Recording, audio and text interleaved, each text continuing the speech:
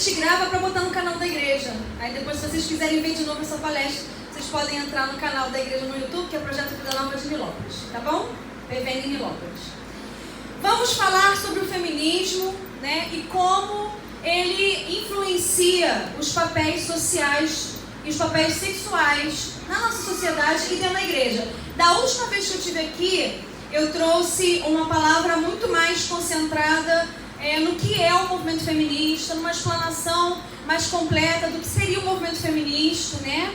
E a gente sabe que por causa do tempo é um assunto muito vasto e não dá pra gente falar tudo nas minúcias, né?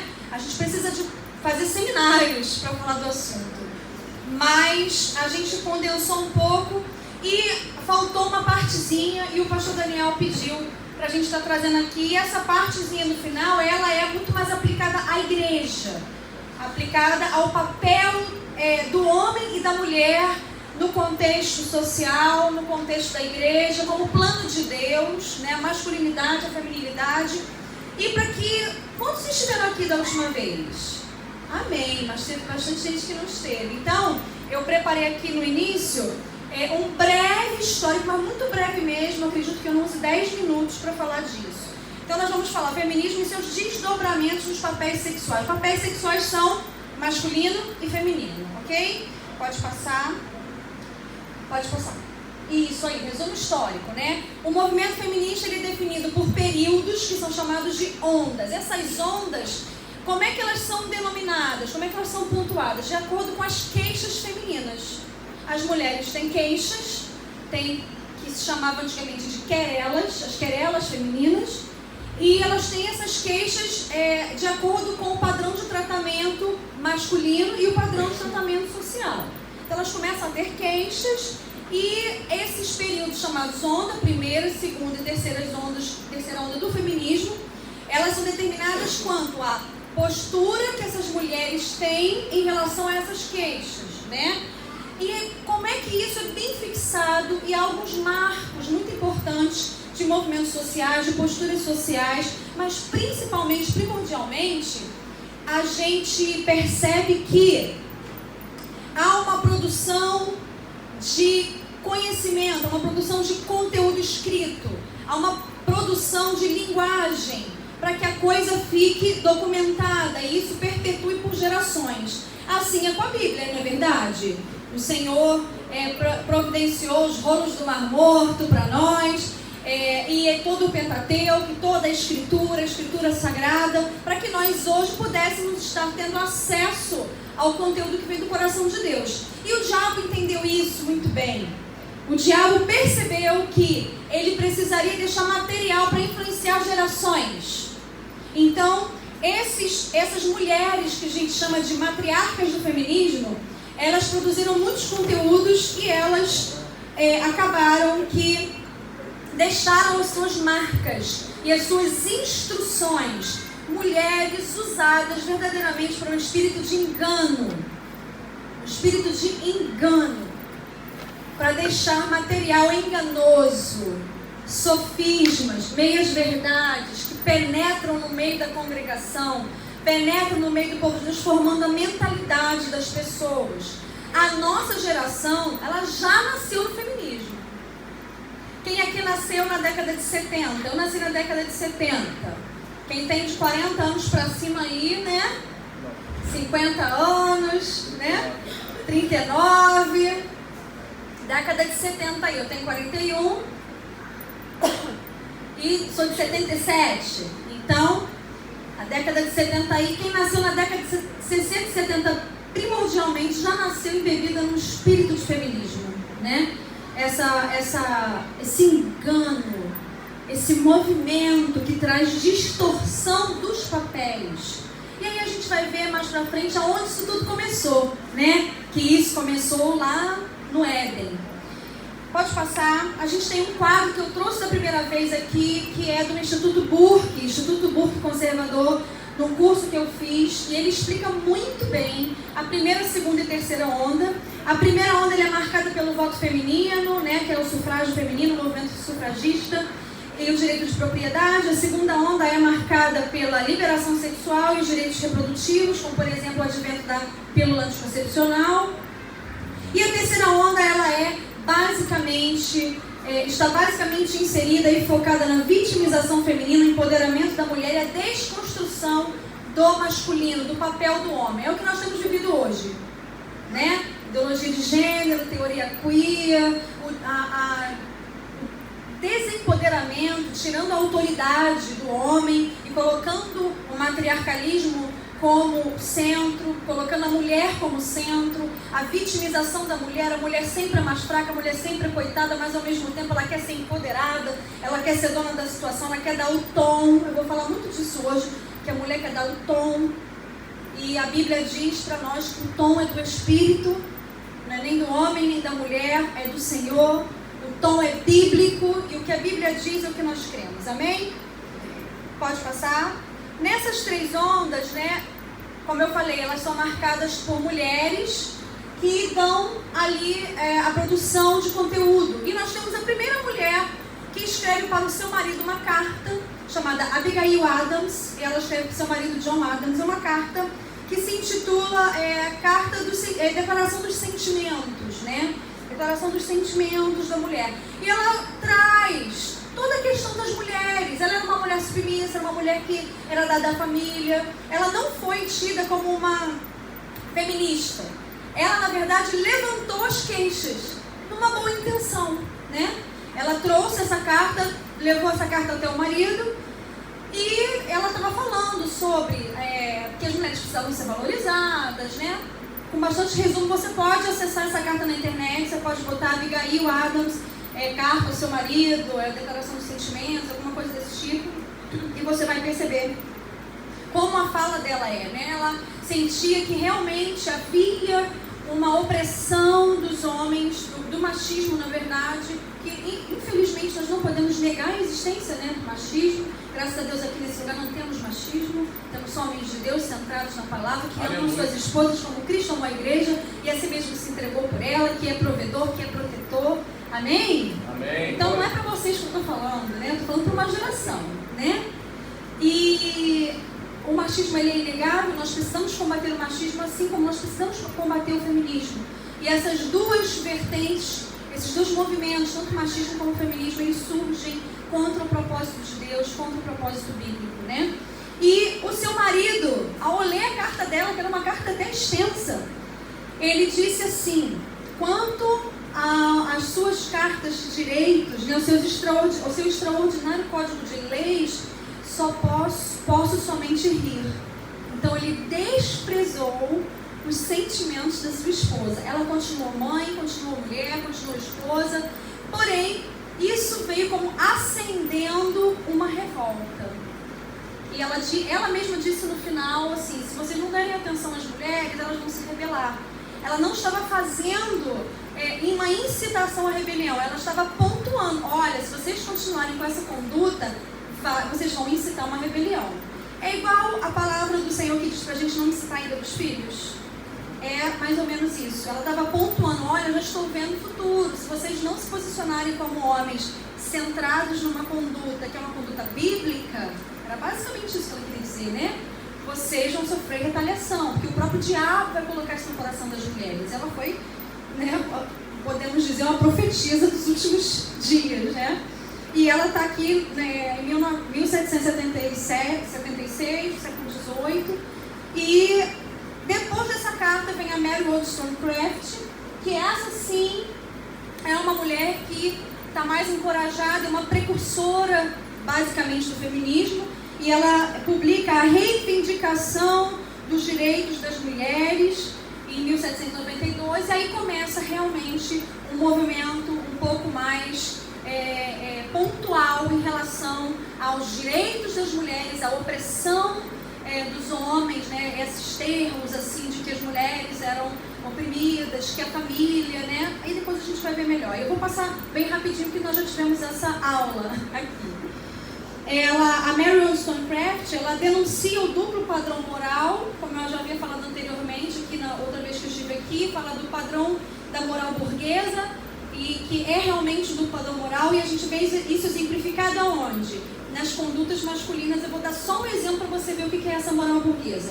Os homens, quando eles saem na noite noite pegam várias mulheres, né, desculpa o termo, eles são tidos como homens pegadores. E se as mulheres fazem isso, as mulheres são prostitutas. Então, isso é o duplo padrão moral da burguesia, né, onde o homem pode tudo e a mulher não pode nada.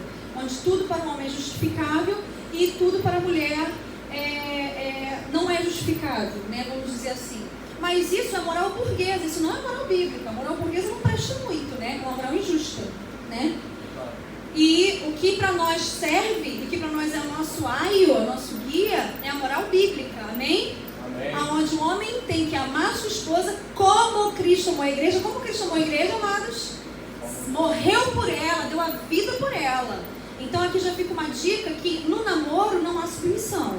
A submissão é para o casamento, porque o namorado não está pronto para dar a vida pela namorada, mas o marido precisa estar pronto para dar a vida pela esposa, amém?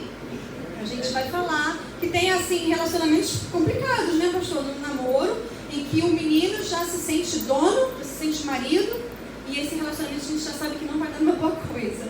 E a mulher precisa se submeter ao marido. Submissão no sentido, a gente vai falar bem mais esmiuçado na frente, submissão no sentido não de inferiorização, mas de auxílio, de complemento, de realmente ocupar um papel que é da mulher, onde se ela sai da submissão, ela deixa uma lacuna na sociedade, na família, na igreja. Amém? E aí as queixas, principalmente, né, da primeira onda feminista, é o direito ao voto, a igualdade entre os sexos, a emancipação jurídica da mulher, que a mulher ela não tinha direito à propriedade, visto que ela fosse rica, mesmo se ela tivesse herança, quando ela se casava, tudo que era dela passava para o nome do marido e o marido fazia essa gestão. A questão do voto se deu em Sêneca Falls, na Declaração dos Direitos da Mulher e dos Direitos dos Sentimentos, né? Declaração dos Direitos e dos Sentimentos, em Sêneca Falls, 19 e 20 de julho de 1848, e onde Elizabeth Stanton e Lucrécia Mott, elas fazem ali um aglomerado e tentam fazer essa questão da assinatura para os votos, onde de 100 a 300 pessoas, a maioria não aceitou essa questão do voto para as mulheres, e porque as mulheres criam muito, né? Elas se ocupavam muito da vida doméstica, se ocupavam muito da vida do lar, dos filhos, e elas achavam que política era para homem. Elas confiavam muito nisso. A questão do voto ela fica muito mistificada nesse sentido. Em que parâmetro? Que as mulheres elas não tinham conhecimento público, não tinham conhecimento político. Então, o critério que era usado para a mulher, né, em relação ao voto era ou ela vai duplicar o voto do marido, ou ela vai falar assim, quem você vai votar? No fulano, então eu vou votar no fulano, porque meu marido vai votar no fulano, porque ela não tinha conhecimento político. Ou ela ia votar no candidato contrário do marido simplesmente por represália ao marido. Então não era uma consciência política que a mulher tinha. E isso realmente foi preciso ser trazido como queixa para que isso mudasse, para que as mulheres também saíssem do lugar de sombra.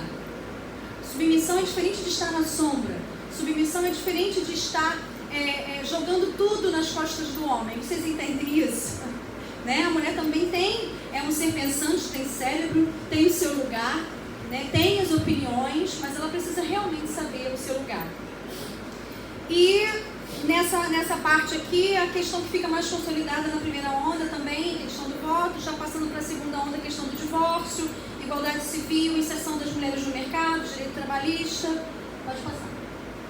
E aí nós vamos ter aqui, início do século XX, que é a segunda onda, né? Finalzinho do século XIX, início do século XX, nasce a mulher trabalhadora, a mulher com direitos trabalhistas. Depois, a questão do voto, ela está muito ligada às causas abolicionistas, de libertação. E esse discurso, ele é transmitido para a questão trabalhista da mulher, aonde depois, né, da guerra, da primeira grande guerra, depois da Revolução Industrial, tudo isso vem muito à tona, onde as mulheres ganhavam menos, trabalhavam mais, e isso precisou ser realmente revisto nessa mulher trabalhadora. Só que essa mulher trabalhadora, que ajuda em casa, porque muitos homens foram para a guerra, elas começam a ser aliciadas pelo movimento socialista e comunista, né, de Engels e Marx, e eles começam a pegar essa pauta, né, e começam a colocar ali os seus ideais comunistas. E essa mulher trabalhadora, ela passa a ser um nicho a ser trabalhado pelo comunismo. Então ela começa a ser verdadeiramente o que Stalin fala, né? Um idiota útil. Assim como as causas LGBTs, assim como o movimento feminista, assim como as cotas raciais, tudo isso é o dividir para conquistar. Tudo isso é esse movimento de luta de classes, colocando um contra o outro, quando na verdade todos somos humanos. A palavra diz que não há grego nem judeu, não há bárbaro nem cita. Todos são iguais perante o Senhor. E todos os direitos devem ser concedidos como iguais. Porém, nós vamos ver um pouquinho mais na frente que homens e mulheres têm valores iguais, porém ocupam papéis e funções diferentes. E é isso que o movimento feminista quer tirar. Principalmente colocar a mulher no papel do homem, promover um igualitarismo, quando a própria Bíblia não nos ensina isso. E é a nossa regra de fé e prática. Amém? Aleluia, glória a Deus. No início do século XX, essa questão da mulher trabalhadora, vem o amor livre, que aí nasce toda essa questão de promiscuidade, igualdade de salários, legalização do aborto, socialização do trabalho doméstico, cuidado das crianças por instituições, ou seja, as crianças elas começam a ser colocadas ao cuidado de creches, para que a mulher de carreira surja, para que ela não tenha impedimentos para ficar em casa. Então, se esse movimento comunista que quer tirar a mulher de dentro de casa e que seja uma massa, um ponto, um braço de uma força motriz do seu movimento, para consolidar esse movimento, ele tira a mulher de dentro de casa, dando a ela todo o recurso estatal, claro, né? De cuidado das crianças. E aí a gente vê hoje a escola, que a escola ela tem que ser integral, as crianças têm que estar na escola para receber o Bolsa Família. Para quê? Quanto mais tempo ela passa na escola, mais tempo ela é doutrinada. Graças a Deus, em 2019, nós vamos ter mudança de tudo isso e vamos voltar a prosperar na educação do nosso país. Né? Esperamos isso em Deus, que o nosso presidente eleito faça dessa forma, né? Nós temos esperança nisso, porque até então, até 2018, nesse governo comunista que estava sendo instalado no Brasil, a gente via isso, né? É a máxima: quem controla a escola governa o mundo. Então, quanto mais a gente fica na escola, mais essa ideologia de gênero, mais essa formação mental de destruição da heteronormatividade, que é uma terminologia muito usada hoje, né? Esses movimentos, ela vai sendo desconstruída, ela vai sendo abalada, ela vai ruindo, para que esse propósito, essa base que Deus deu, né? Que Deus colocou como regra, que Deus colocou como princípio e fundamento, seja abalado e destruído. E nisso nós vemos que o comunismo é uma religião anti-Deus, é uma religião anticristã. O comunismo é uma religião. Você vê que pessoas ficam totalmente fanáticas pelo movimento. Eles xingam as pessoas de fascista, mas quando a gente pergunta o que é fascista, eles não sabem. Eles simplesmente reproduzem com paixão os pressupostos e ecoam como papagaios o discurso dos cabeças do movimento. Vocês entendem isso? Vocês conseguem ver isso na nossa sociedade? Marcos do século XX, pode passar. Lembra que eu falei da produção de conteúdo, né? Primeiro, a liberação da pílula anticoncepcional, onde a questão de procriar, encher a terra, que a Bíblia fala, ela é controlada, dominada. O homem quer ser Deus, né? Quem somos nós para dizer quem vai nascer e quem não vai nascer? Não é verdade? Então, a pílula anticoncepcional, ela vem como o foco e a estratégia do controle social. Aí depois vem os preservativos e hoje nós temos o aborto, a legalização do aborto como um método anticoncepcional. Vocês conseguem perceber para onde a coisa está indo? Para a diminuição da população, para o controle populacional, a pílula do dia seguinte, a nossa alimentação toda desregrada, a nossa postura toda desregrada, o certo se tornando errado, o errado se tornando certo, a inversão de valores, a inversão de papéis. E isso a gente vê basicamente como uma estratégia do maligno para se infiltrar na igreja e acabar com o que nós chamamos de supraestrutura, que é o que firma todas as outras coisas de uma sociedade, que é a célula máter da sociedade, que é a família. Esse movimento comunista, socialista, ele quer destruir, ele quer se apropriar de uma infraestrutura que é a propriedade privada. Eles não querem que você tenha nada no seu nome, eles querem que tudo seja de todo mundo. Só que tudo do povo, deles não. Eles têm ilha, eles têm iate, eles têm família, eles têm hereditariedade, eles têm herança. Mas o povo não pode ter, né? Nós vamos aí nas ditaduras. Isso é uma ditadura. Então esse movimento ele vem para destruir a célula macro da sociedade, que mantém uma sociedade culturalmente, moralmente firme, com pilares que o tempo não vai destruir. Por isso nós precisamos apelar para o conservadorismo. As pessoas dizem, são fundamentalistas, são conservadores. Nós somos conservadores mesmo. Porque sabe o que é o conservadorismo? O conservadorismo ele não é uma filosofia ativa. Ela é uma filosofia passiva. Ela surge quando as coisas estão erradas. Elas vêm, opa, peraí, vamos emergir para que os fundamentos, os pilares fundamentais da sociedade se mantenham através dos tempos. Então, quando começa a surgir a questão do divórcio, o conservadorismo vem falando o quê? Não, é família. Quando o feminismo vem dizendo quem manda é a mulher, o conservadorismo vem dizendo o quê? Não, peraí, o que a Bíblia diz? Amém? Vocês estão entendendo isso? Glória a Deus. Amém. Então, essa produção de conhecimento, essa produção de conteúdo, a gente vê aqui no marco do século XX, também com a publicação de livros das matriarcas, né? Nós temos aqui os principais: Simone de Beauvoir, Beth Friedan, Kate Millett, e com a introdução na igreja, feminino na igreja, a Kate Bliss, a Judith Butler nos nossos dias atuais. Vocês já ouviram aí falar, quando ela veio no Brasil, eu até fiz um vídeo no meu canal, metendo pau nela, porque tem que meter o pau mesmo, que a gente não se levanta, né? Martin Luther King fala isso. O problema não são os maus, o problema é o silêncio dos bons. Né? O problema não são os maus que estão fazendo, o problema são os bons que não estão se levantando. Esse é o grande problema. Nós, como igreja, nós precisamos nos levantar. Amém. Nós somos a voz. Nós somos a voz da liberdade, da verdadeira libertação do homem. Amém. Não é o comunismo, queridos. Glória a Deus. Não é o feminismo que é a voz da libertação da mulher. Não é. É a igreja. É a igreja. O feminismo, ele é tão somente uma redenção. E quando a gente fala de redenção, a gente fala de solução, né? É uma solução carnal, é uma redenção carnal, por meio do braço da carne, cheia de ira e de ressentimento. Isso só pode produzir destruição. Temos a Simone de Beauvoir com o livro Segundo Sexo. Em 1949, ela coloca o primeiro e o segundo volume. No primeiro volume, ela fala que, ela tenta colocar que o homem é absoluto e a mulher é o outro. A mulher é o outro relativo. A mulher é o segundo sexo. A mulher é colocada como em segundo lugar. Ela tenta trazer essa injustiça, né? E aí eu quero deixar uma coisa bem clara para os irmãos. Jesus foi o maior libertador social que nós podemos ter em toda a história do universo. Por quê? Nós olhamos para a Bíblia não diz para nós que a mulher deve ser oprimida. E que o homem deve ser cruel, autoritário. A Bíblia diz que o homem deve governar sobre a sua esposa, porque ela foi enganada e por causa do engano pecou. Então a mulher é o vaso mais frágil.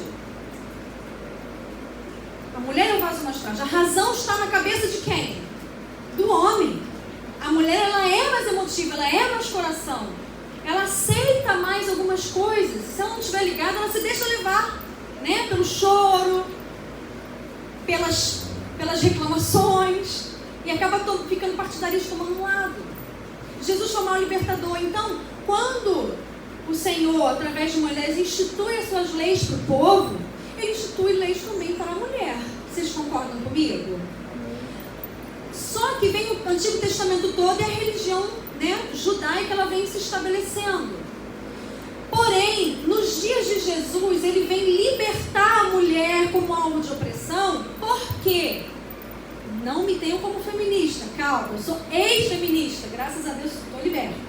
Mas vamos analisar, né, racionalmente, que antes do Novo Testamento está o Antigo Testamento e tem o Novo Testamento. E o que há entre o Novo e o Antigo Testamento?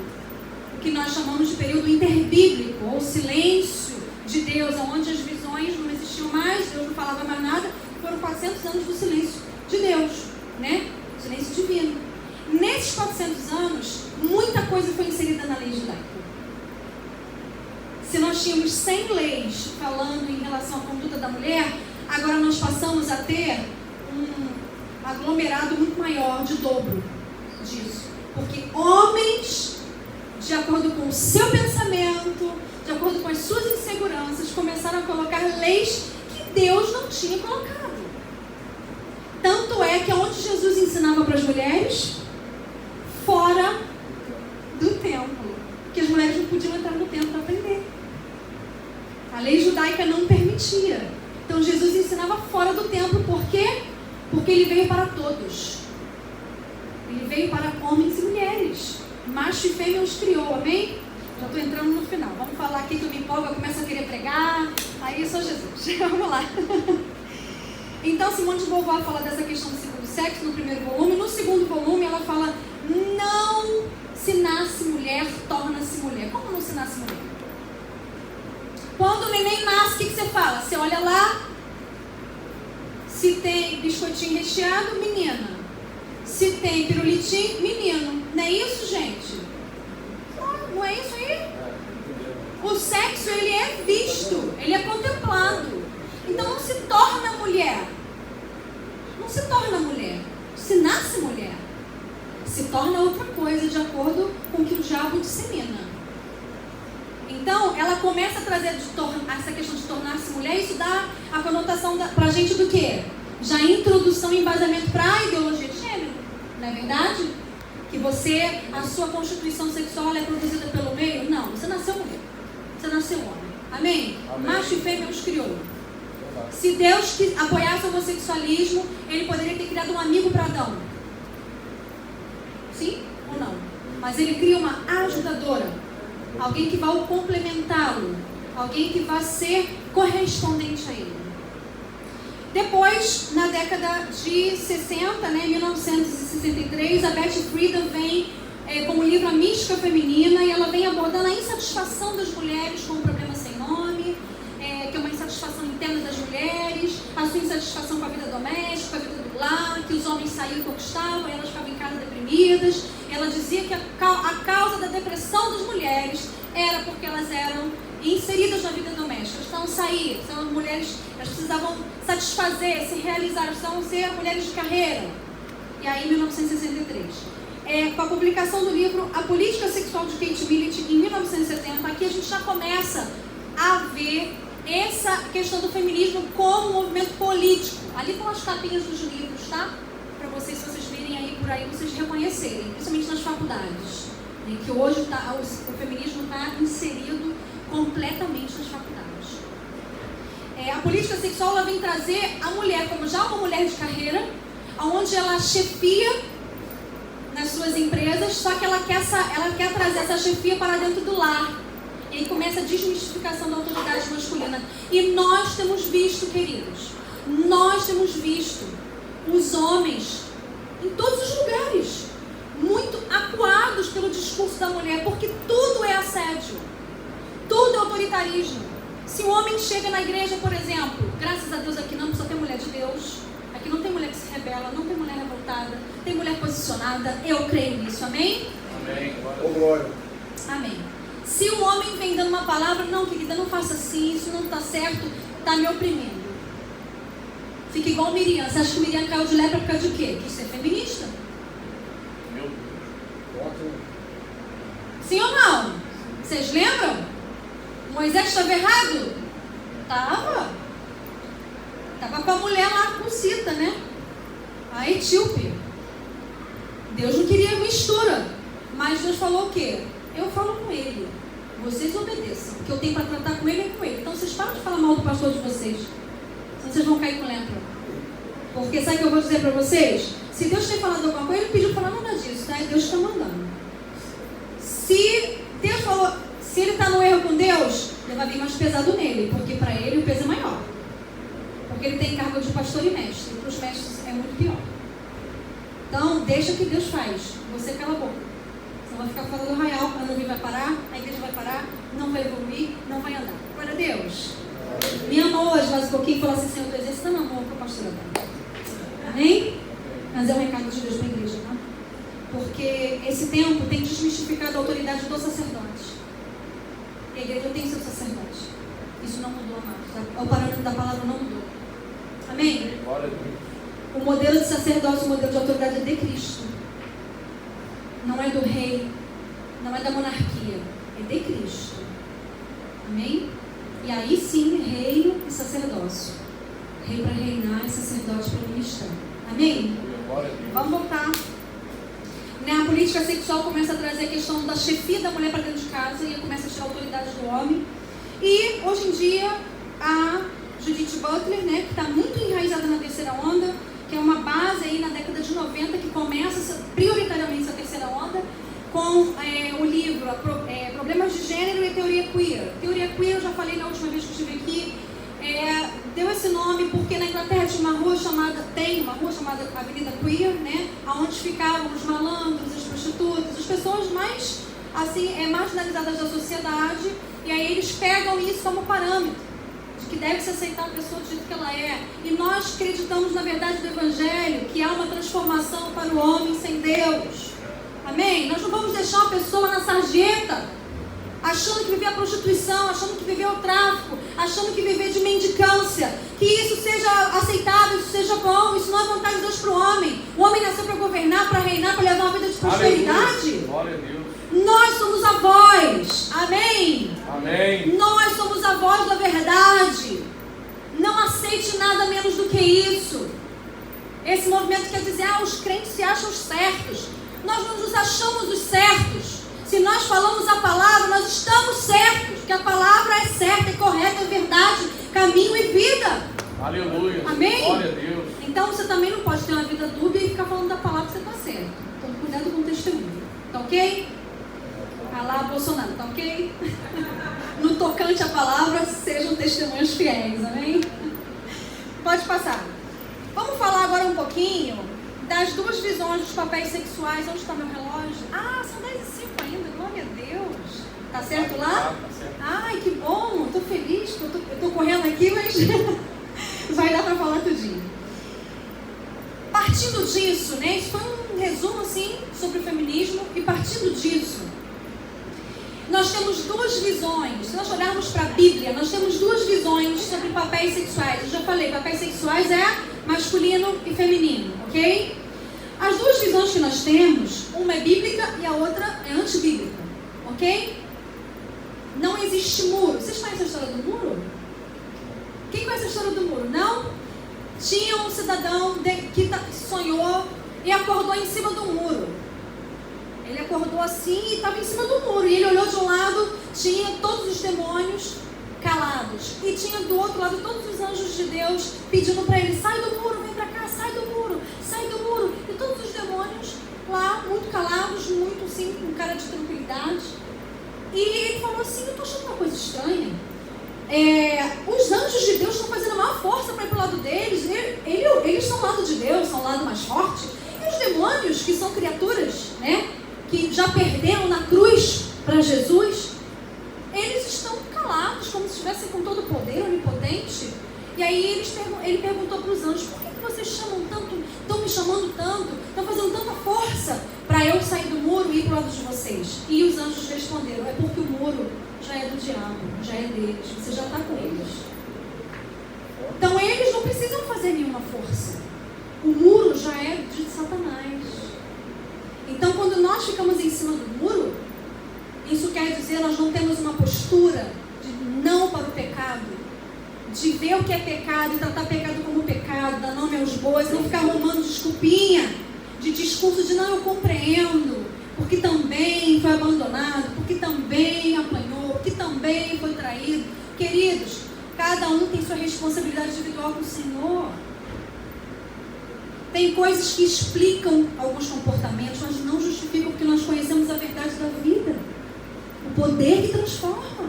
Amém? Então, nessas duas visões dos papéis sexuais, onde homem e mulher têm os seus lugares, há a visão complementarista e a visão igualitarista. A visão complementarista, que está mais ligada ao Ed Gruden, ao John Piper, ela diz o seguinte, que diante de Deus, todos são iguais. Homens e mulheres são iguais, porém apresentam papéis, ou seja, funções diferentes. O complementarismo vai dizer que as pessoas, homem e mulher, se complementam com igualdades e diferenças. Que igualdades seriam essas? De valor diante de Deus, macho e fêmea os criou, são seres humanos. Porém, há diferenças. O homem tem a sua função, o seu papel de proteger, de governar. E a mulher tem o seu papel de adjuntar, auxiliar, ter o seu papel, o seu